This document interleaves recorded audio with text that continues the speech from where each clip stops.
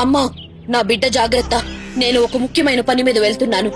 అది పూర్తవగానే వస్తాను. నా మనవరాలిని జాగ్రత్తగా చూసుకోవాలని నాకు చెప్పాలా? నువ్వు వచ్చావు, అదే చాలు.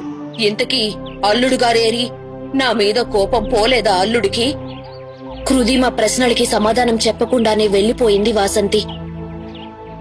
తను చిన్నప్పుడు నేర్చుకున్న క్షుద్ర పూజ కోసం ఏర్పాట్లు చేసింది.